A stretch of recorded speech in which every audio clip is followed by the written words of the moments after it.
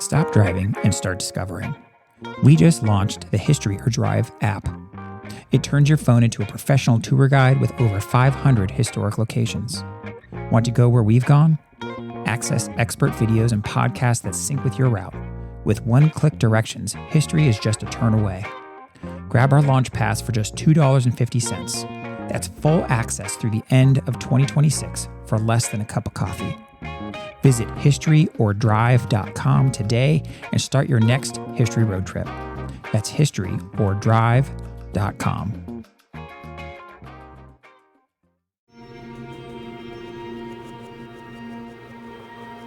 Imagine standing on the deck of a burning, battered frigate in the North Sea. Your ship is sinking beneath your feet, your guns are bursting from the heat, and the British captain across the water shouts through the smoke, demanding your surrender. Most men would strike their colors, but John Paul Jones wasn't most men. He yells back into the teeth of the Royal Navy, "I have not yet begun to fight." He was a man of fierce, almost reckless bravery, a Scotsman who took the fight straight to the shores of Great Britain and cemented his legacy as the father of the United States Navy. But history isn't always kind to its heroes. Decades after his greatest triumphs, this legendary Commodore would find himself forgotten, dying in poverty in Paris, and buried in an unmarked grave that was paved over and lost to time for over a century. Welcome to Talk with History. One filmmaker, one historian, leading history-inspired world travels. For the curious, the history lovers, and the explorer in us all. I'm your host, Scott, here with my wife and historian, Jen. Hello. Today, we're tracing one of the most unbelievable journeys in naval history. We're exploring the incredible rise of the father of the U.S. Navy, his tactical genius during the American Revolution, and the tragic, lonely end of his life in France. But more importantly, we're talking about the great historical detective story that brought him home. Jen recently visited his final resting place, not a forgotten plot in Paris, but a magnificent marble and bronze crypt hidden beneath the chapel at the United States Naval Academy in Annapolis, Maryland. We're sharing what it's like to stand in that chamber and dive deep into how a forgotten hero was finally given the honor he deserved. Today, we set sail with the ultimate naval adventurer, Commodore John Paul Jones.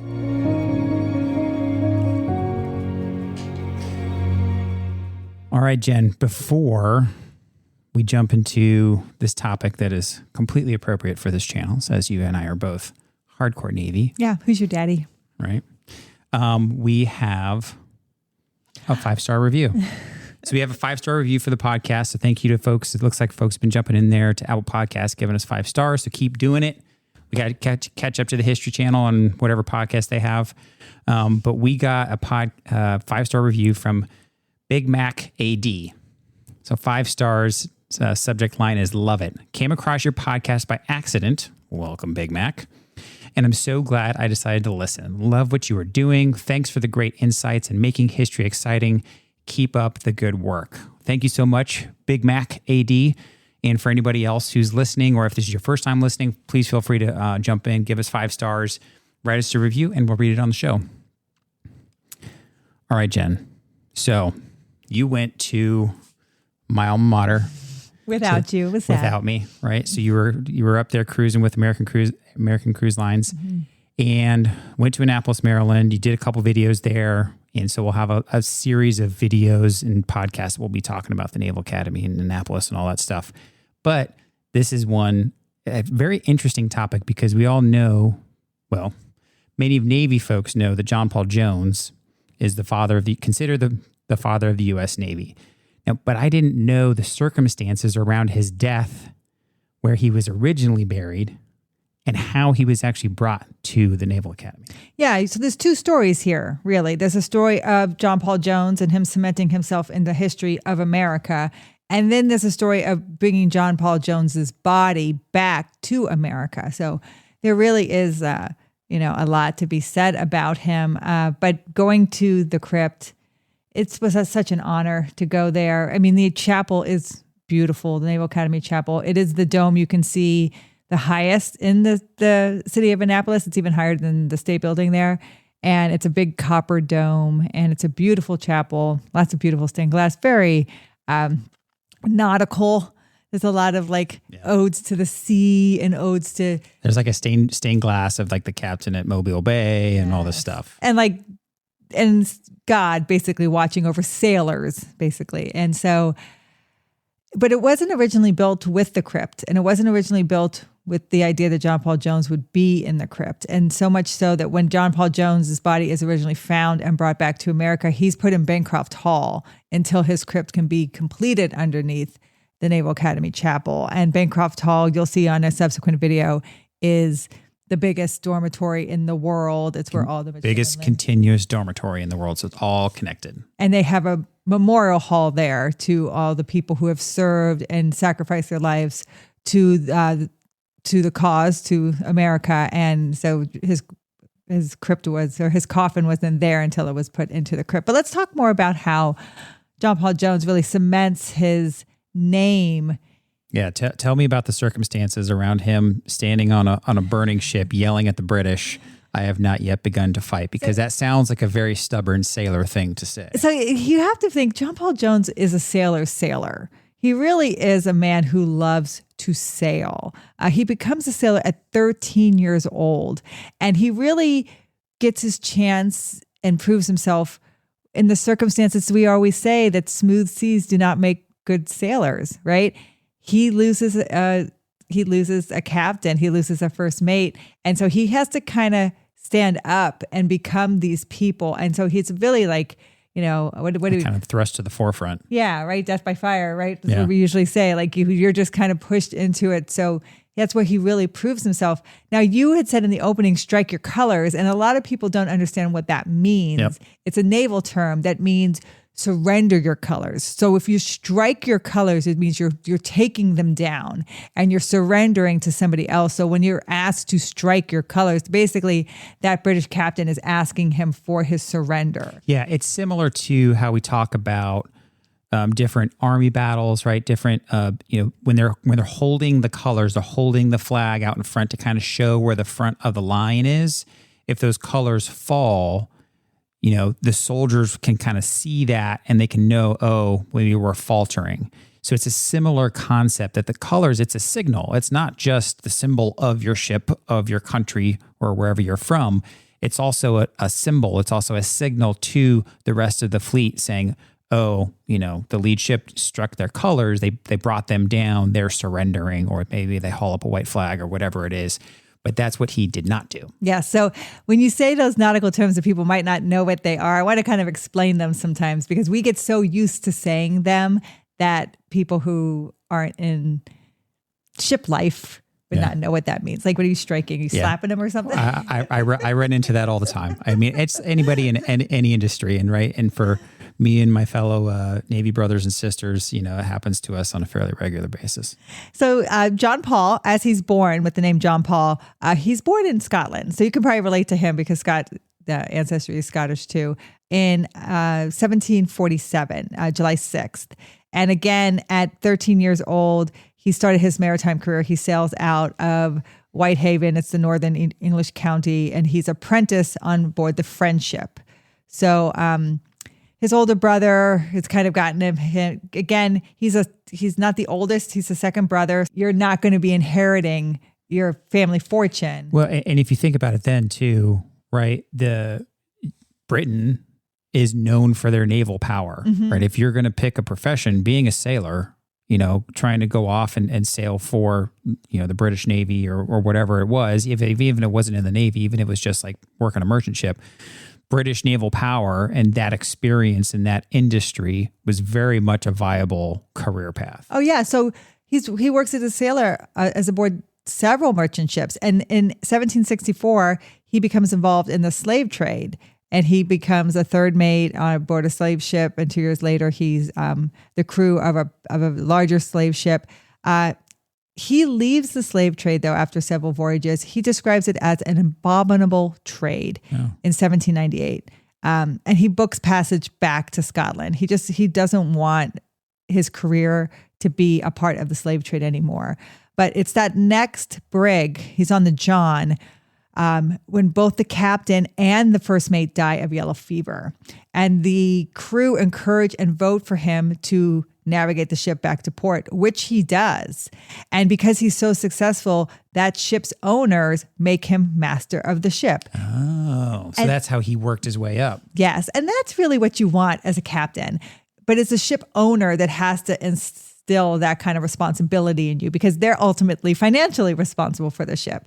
So they want a captain who's going to bring in the goods, bring it to port, and going to keep the, respect of the crew. Absolutely. So how did John Paul Jones go from working British merchant ships or whatever merchant ships to kind of becoming an American, right? Or colonial at the time, naval officer?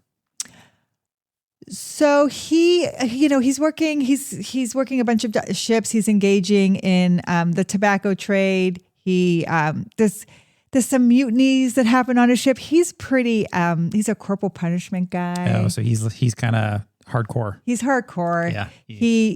He brings, he has an incident where he kills a mutinous crew member with a sword over a dispute in wages. Years later, he's going to write a letter to Benjamin Franklin describing the incident, claiming it was self-defense, but he was not willing to wait to be tried in an admiral's court, which would have taken months. And the family of his victim was very influential. So he felt compelled to flee. And that's when he makes his way to Virginia. Ah, okay. Yeah. So like many folks over there, he's got a little bit of rebel in him, right? He's coming over to America to get away from basically being tried. Yeah. So he leaves his fortune behind. Boy, that's a classic Navy sailor. So quick aside, I've had sailors work for me when I first came onto my very first ship, and people hear about this, but this was a thing. I don't know if it's a thing anymore. But I had a sailor that worked for me. Sailor got in trouble while this sailor was in college, got in a fight, put this person in a hospital, and the judge said, you can go to jail or you can go into the Navy. And the sailor picked the Navy. So that is there's a little bit of heritage there that that was 20 plus years ago. But it happens. It happens. It sounds like John Paul Jones kind of set that initial standard. These reputations come from somewhere, right? And I mean, what I can gather from Jones is, so this is the time he's going to take up the name Jones, is when he makes it to America. He's fleeing after these incidences that have happened on ship where he claims self-defense, but he had to get away because he doesn't have the time to stand trial and he doesn't think he's going to be treated fairly.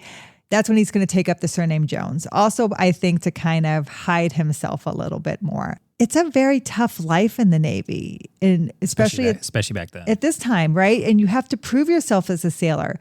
And it's violent and it's tough. And he did that. When he was challenged, he would defend himself. So it's not far from the truth, this rough and tumble group of men who are really survivalists on the sea. And Jones is really proven himself in that degree. So it's the summer of 1775. He's in America. He's taken the name Jones. He's meeting other revolutionary leaders in Philadelphia. And he becomes fond of this country. And he expresses himself that he would like to volunteer his services for the Continental Navy. So this is where people will say Admiral Barry is the father of the Navy. And I always point to Barry is the father of the Continental Navy. So he is the first Commodore appointed by George Washington himself to be Commodore of the Navy. And that is Barry. And that is the statue you will see at Independence Hall in Philadelphia. John Paul Jones, they consider the father of the American Navy because he's going to volunteer his services to the newly founded Continental Navy. And that's when the Navy and the Marines are being formed. And so he's appointed first lieutenant of the newly converted 21-gun frigate USS Alfred on December 7th, 1775. Huh. So this is where he starts to make his name, right? He sails from the Delaware. He's made command of a smaller ship, the USS Ranger, on June 14th, 1777. And although he's not happy with that, he has frustrations over that, he's going to do the job, he's going to do it well. And he sails for France with this ship. Oh. And he's going there to help Benjamin Franklin and others. He sails out to France. He sails out to for France. No, okay. He's sailing out to France.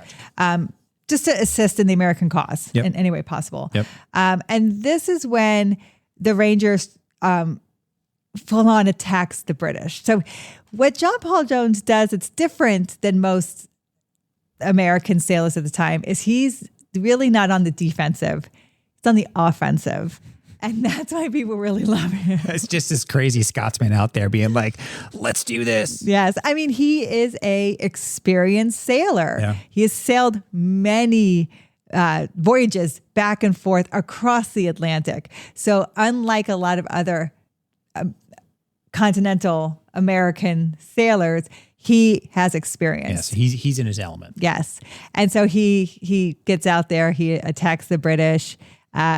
People at first start to think of him as a little bit like a pirate because he's really, his gain was not honorable. He just goes out and just attacks these ships and tries to take everything he can from them. Now he's doing it under the colors of America. And if you ever see the flag of John Paul Jones, it's a 12-star American flag. And that is what he is using as his flag. And he does commandeer things for America and give it back to America.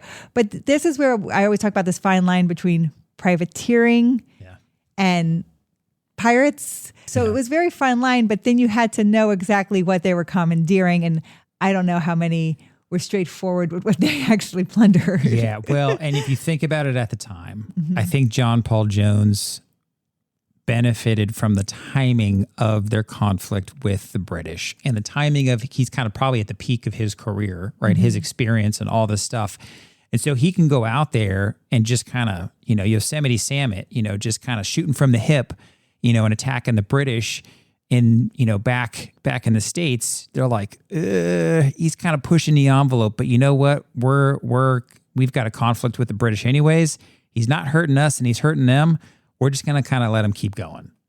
Sometimes when his crew would pull into port, he kind of allowed them to do it in the ports they were pulling into. He allowed them to have a good time and plunder. And that also got him into some trouble as well. Because he's actually, at this point in his life, he's walking this fine line, as we understand, between pirate and diplomatic, because he is now the captain of a ship. So most captains of ships are now the aristocrat class, right? Even though you're not born into it, you're going to parties, you're meeting people, you're starting to have a title and have some money around you. It's so funny because, as kind of down and dirty as he was, and I'm sure some of the things he did, and they kind of, we'll talk a little bit about his later life, right, and why he was kind of died in poverty.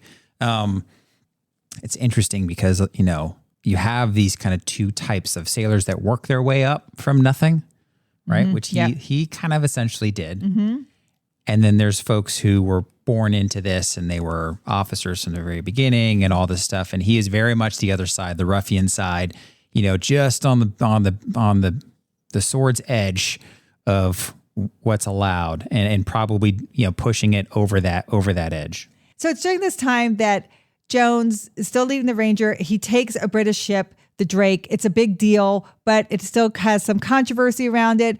Jones tries to put one of his men in court-martial. John Adams stops that from happening. So Jones he doesn't feel like he's very supported by America, even though he's doing some big things for America. Yeah. But in 1779, he takes command of a bigger ship. Because the Ranger was able to take a British ship, he's given a reward, and that's a bigger ship. It's the 42-gun U.S. Bonhomme Richard. This is a merchant ship rebuilt and given to America by the French. And this is, again, what does John Paul Jones like to do? Likes to be on the offensive, right? And he goes out and attacks the British. And this is where on September 23rd, it's going to meet a large merchant convoy off the coast of England. This is when he meets the HMS Serapis. So it's the Bonhomme Richard coming to the Serapis, where they have this big fight at 7 p.m. The battle begins, and it looks like the Bonhomme Richard is going to falter. I mean, they are getting hit. They're getting hit with the big guns.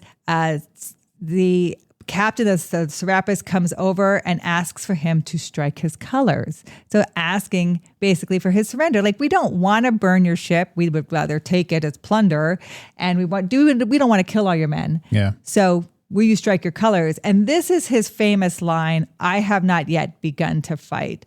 Now, what they think he actually said is, I refuse to strike my colors. So he actually like responded to what he says. Oh, okay. But it's turned into, I have not yet begun to. This is his There's famous. a little bit of legend sprinkled in there. Yes, a Okay. little bit of legend sprinkled in there. And so it says more than likely he said, I may sink, but I'll be damned if I strike. Okay. That's what he said. So that was his actual words. So his actual words are basically, I'm prepared to go down with my ship. Even if you sink me, I'm not going to surrender. And because of that, they keep fighting. And his men really see this in him. They also happen to get a grenade across to the British ship and it blows up. And it really does hinder the Serapis. So the Bonhomme Richard is successful in this battle. And this is something that the Americans really can rally around. America attacked the British. They were able to take the Serapis as their plunder. And this is where you get John Paul Jones just making his name. Still considered a bit of a pirate, still considered a bit of a rebel.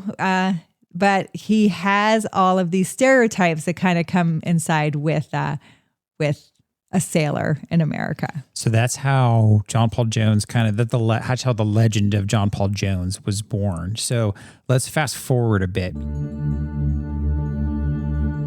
Because the interesting part was you visiting the crypt, right? Now, and he wasn't originally buried there. So he fights for the United States for a while longer. Yeah, in June of 1782, he's appointed the command of the USS America, but his command falls through when Congress decides to give the America to the French. They want to replace one of the French ships that was that sank fighting for America, so they give it to them. As a result, he's given an assignment in Europe, and he's not given a ship. So he resigns his commission in America, and he actually goes to Russia. He enters service into Empress Catherine II of Russia. She places a lot of confidence in him, and he's given a ship in Russia.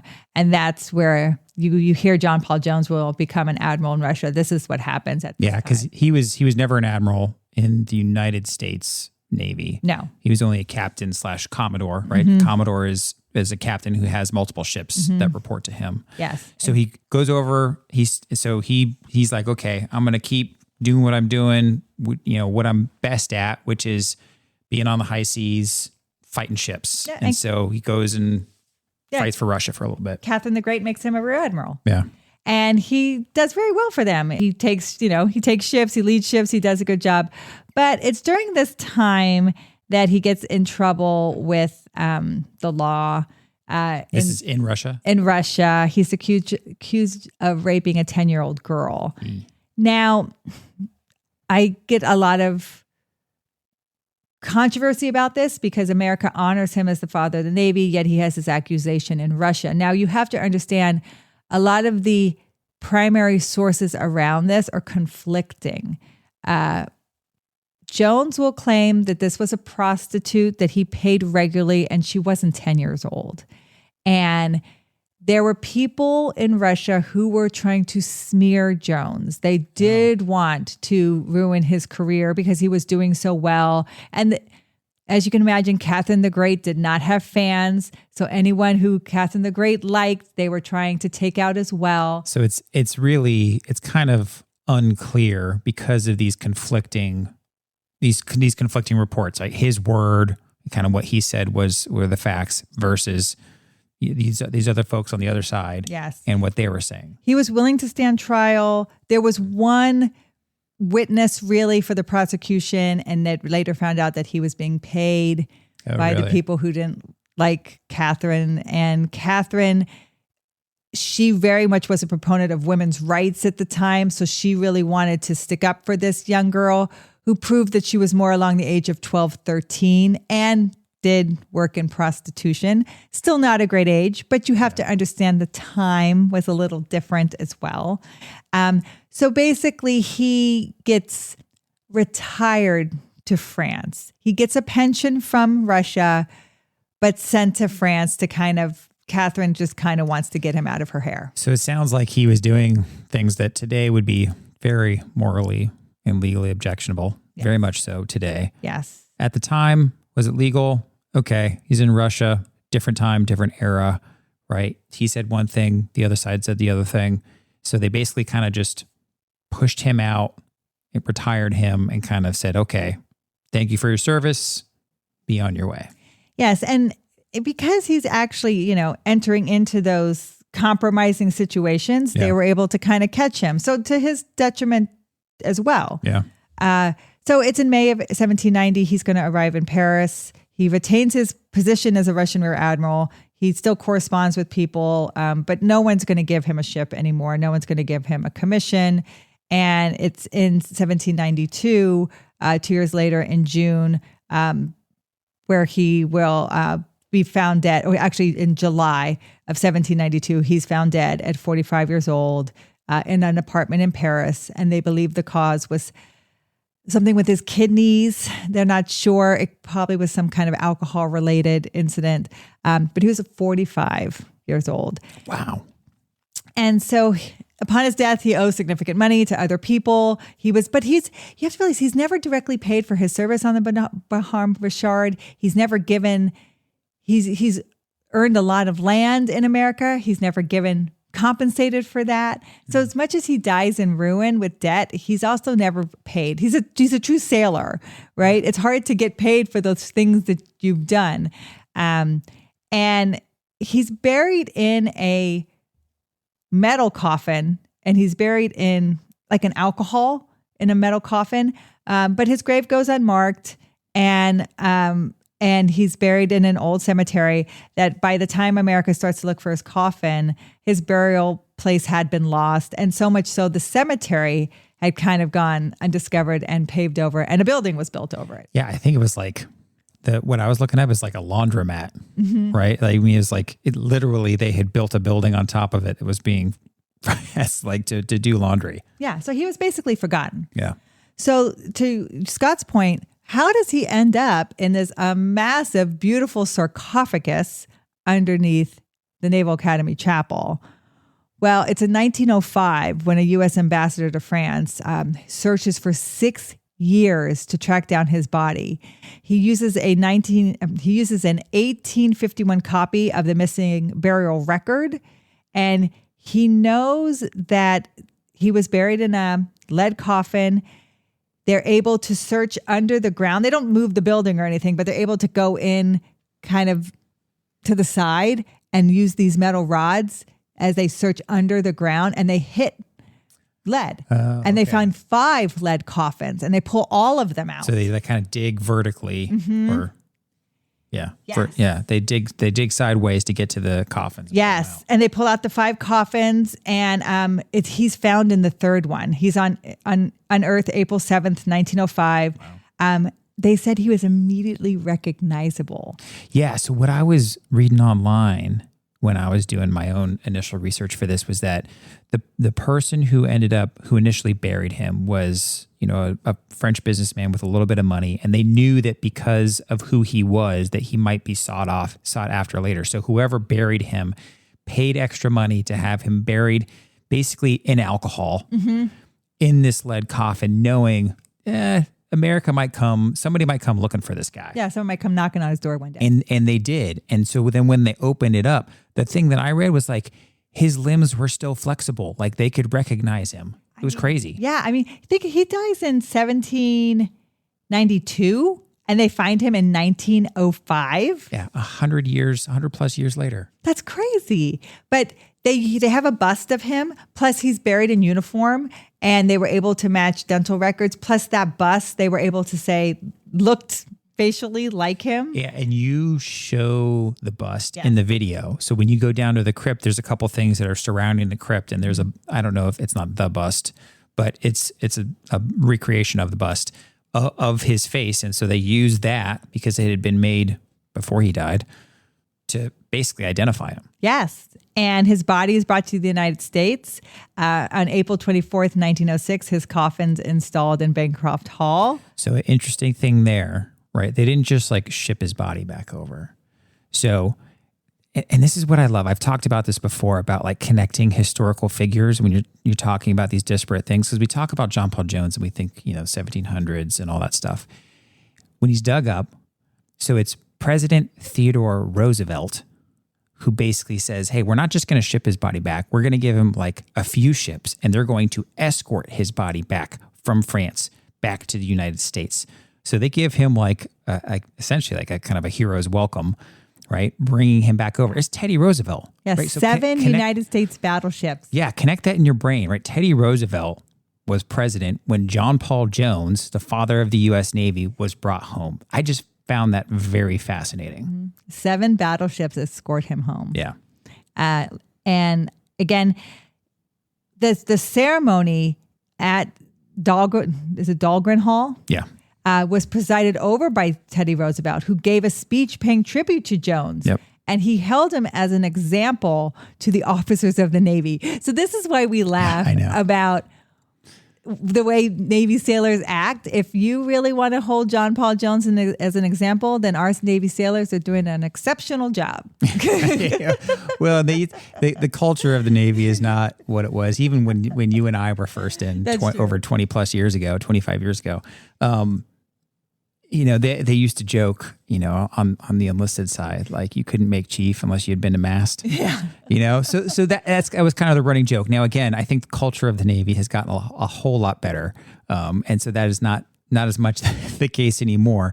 But there is to joke about it. There is this kind of rabble rouser, aura of sailors in port and all that stuff. So just an interesting aside. And mast is when you're held to a disciplinary board in the United States military. You get in trouble, you go to captain's mast. Yes. Right? So that's you going before the captain doling out punishment. Yes. Again, a term that people might not know. Yeah. On January 26th, 1913, the captain's remains were reinterred in a bronze and marble sarcophagus at the Naval Academy Chapel in Annapolis. So that is when he was officially moved to the location you see on the video, in the sarcophagus befitting of a Navy captain that is adorned with seaweed on the back of 4 dolphins.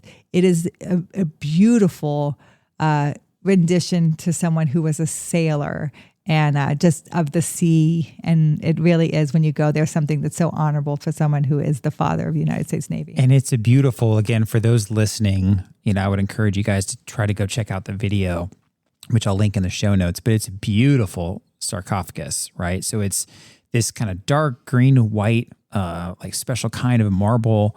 It's got bronze dolphins and sea monsters and anchors all kind of carved in and around it, seaweed on it. It's just a beautiful setting kind of down underneath the chapel. It's something you got to see if you're going to go to Annapolis, and you can get on and visit the Naval Academy. It's very befitting. I also wanted people to know that Jones was given an honorary pardon in 1999. Oh, I didn't know that. By the port of Whitehaven for his raid of the town. Remember when I talked about sailors going into town? Yeah. So posthumously, he has been more forgiven for his acts because at the time he is operating under, wartime procedures. But as a sailor, as a Navy veteran, it is a place of honor for us to visit, and I was honored to go. It is beautiful, and I definitely recommend it for everybody.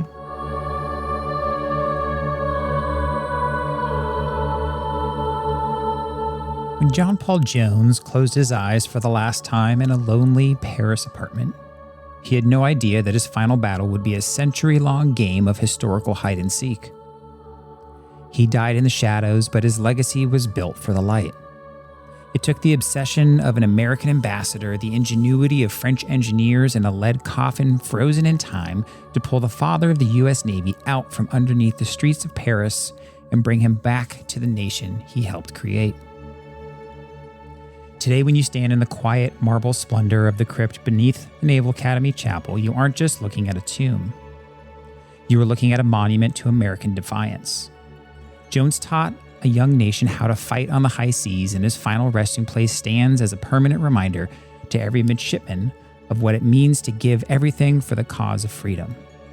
If you ever find yourself in Annapolis, take a walk down to the chapel, step into the cool air of the crypt, and look at the bronze anchors and remember the Scotsman who refused to strike his colors. We'll talk to you next time. Thank you. This has been a Walk with History production. Talk with History is created and hosted by me, Scott Benny. Episode researched by Jennifer Benny. Check out the show notes for links and references mentioned in this episode. Talk with History is supported by our community at thehistoryroadtrip.com. Make sure you hit that follow button in that podcast player, and we'll talk to you next time.